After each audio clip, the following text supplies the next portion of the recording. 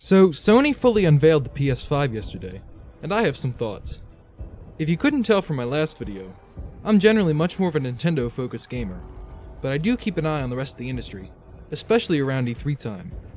Anyway, I was really interested in this event because it was the first real look at the next console generation, and man, Sony delivered. Overall, this reveal was excellent. The pacing was great, a ton of huge games were shown, and everything looked so good. I'm the Hobbyist, and without further ado, let's discuss the PlayStation 5.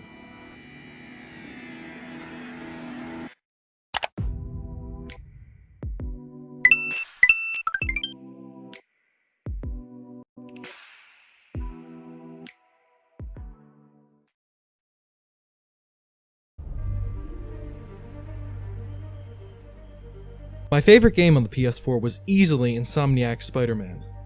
No game before or since has ever made me feel that much like a superhero. The team nailed the combat and web-swinging gameplay, and after I finished for the first time, I was left dying for more. To be honest, the main reason I watched the PS5 event live was to see if a follow-up to Spider-Man 2018 was announced, so you can imagine my delight when Spider-Man Miles Morales was literally the first game to be shown. In short, I'm super hyped for this title. Even the short gameplay clip that was shown already sold me. I can't wait to jump back into the world of the web-slinger when Spider-Man Miles Morales releases on PS5 this holiday.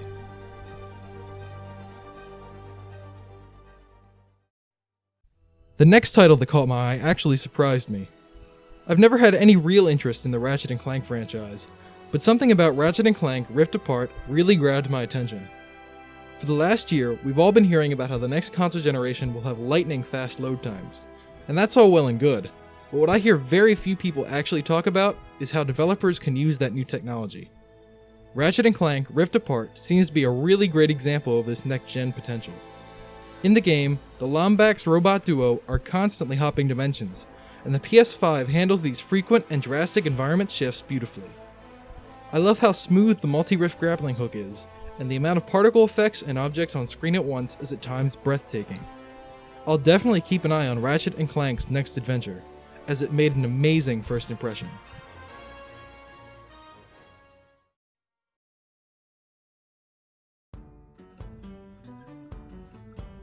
From the creators of Octodad comes Bugsnax, an incredibly charming looking game where the world's animals are comprised entirely of food. I have no idea how this game plays, but it definitely has some amazing pun potential. French flies, anyone? Or maybe coconuts? In any case, I'll be checking this game out when it launches on PS5 later this year.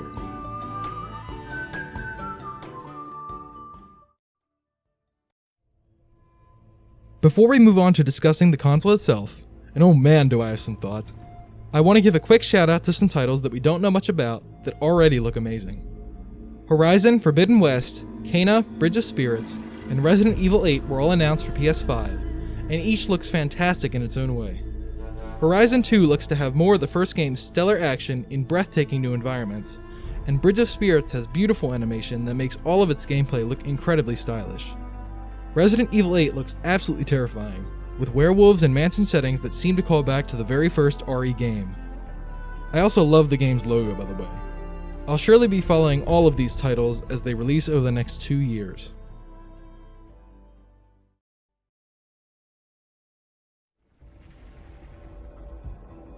And now, the moment you've all been waiting for. What do I think of the console's design?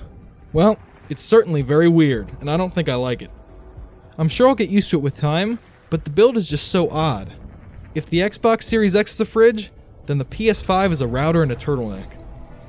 Based on what I've seen online, the design seems to be one of those things you either love or hate, and right now, I'm really leaning towards the hate side of that scale.